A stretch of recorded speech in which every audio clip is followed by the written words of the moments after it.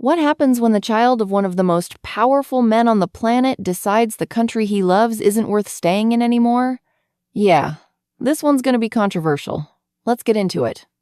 So, Elon Musk's daughter, Vivian Jenna Wilson, just announced she's leaving the United States. Not next year, not someday soon. And the reason? Donald Trump's re-election. Now, hold up. I know what you're thinking. Didn't she already cut ties with Elon years ago? She did. But this isn't just about family drama anymore.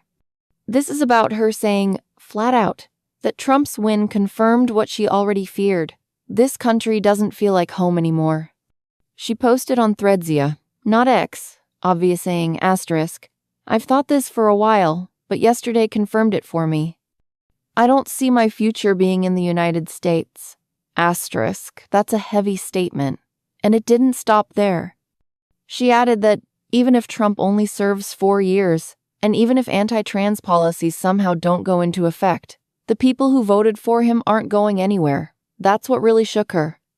The idea that so much of the country is actively supporting a system she feels is hostile to her identity. And look, this isn't some dramatic overreaction. When someone's already been through what Vivian has disowning her billionaire father, changing her name, legally cutting tie sites, it's not a stretch to believe that she's done playing games when it comes to her safety and future. Now, let's talk about Musk for a second. Because if you thought the Trump part was messy, wait till you hear what he's been saying. Elon Musk has been very vocal. He said his daughter was killed by the woke mind virus. He said he lost his son, asterisk. Yes, he still refers to her that way. And he's blamed everything from private schools to neo-Marxists for their broken relationship. He told Walter Isaacson that her school basically radicalized her. In his words, she went from socialism to full-on communism and started seeing anyone with money as evil. That's how Elon processed his daughter's transition and her political views. And then there's the Jordan Peterson interview, where he said she was dead. Not metaphorically. He meant it. He said it with zero hesitation. That's a level of detachment that's hard to wrap your head around. Vivian has fired right back. In a rare interview with NBC, she didn't mince words. She called her dad cold, cruel, and narcissistic. She said he used to yell at her for having a high-pitched voice when she was in the 4th grade. She also said the story about him being tricked into approving hormone treatment, completely false. He knew exactly what he was signing. According to her, he just didn't want to admit that he supported it until he didn't. And maybe the most heartbreaking part, she hasn't spoken to him in 4 years. 4 years. No texts, no calls, nothing. Just public jabs and personal silence. Now, fast forward to 2024. Elon Musk transforms into one of Trump's biggest financial backers. $120 million to a pro-Trump PAC. That's not just support, that's investment. He even shared a stage with Trump, called himself Dark MAGA, and told the crowd he's all in. So imagine being Vivian. Imagine watching your father, who already rejected you, now throw his full support behind a political figure whose policies could strip away your rights. That's not politics. That's personal. And now she's done. She's ready to start over somewhere else. Where? She hasn't said. But it's not hard to imagine countries where she might feel safer, more seen, more protected. What does this mean for Elon? Probably nothing. He's out here running X, Tesla, SpaceX, and now apparently playing kingmaker in American politics. But at what cost? He said losing her hurt more than the death of his first child. That's a quote.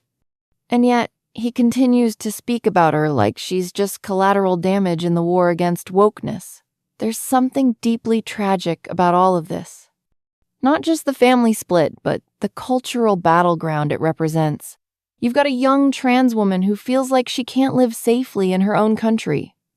And you've got one of the richest men alive, her father, who could be a force for compassion and change, choosing instead to double down on division. And let's not pretend this story exists in a vacuum. Vivian's not alone. There are thousands of trans people, especially young people, who are watching the political winds change and wondering if they'll still have access to healthcare, basic rights, even physical safety. Her story just happens to be louder because of who her dad is. But the core issue? It's real. It's happening. And it's not going away. So yeah, this isn't just celebrity drama. This is a moment that forces us to ask, what kind of country are we building? Who gets to feel safe here? Who gets to belong? Vivian made her choice. She's leaving. And for her, it's not about running away. It's about survival. About building a future where she doesn't have to look over her shoulder or wonder if her identity will be used as a political weapon. And Elon? He's made his choice too. He picked a side. Loudly, publicly. Whether you agree with him or not, whether you support Trump or not, it's hard to ignore the human cost of all this. Family torn apart, a daughter estranged, a father who says he's grieving, but doesn't seem willing to change. This story isn't over.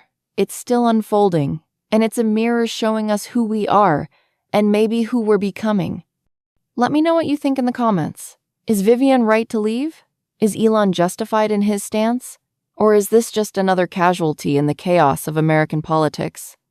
And if you made it this far, do me a favor, subscribe, drop a like, and stay tuned. We've got a lot more to talk about. Until next time, stay curious.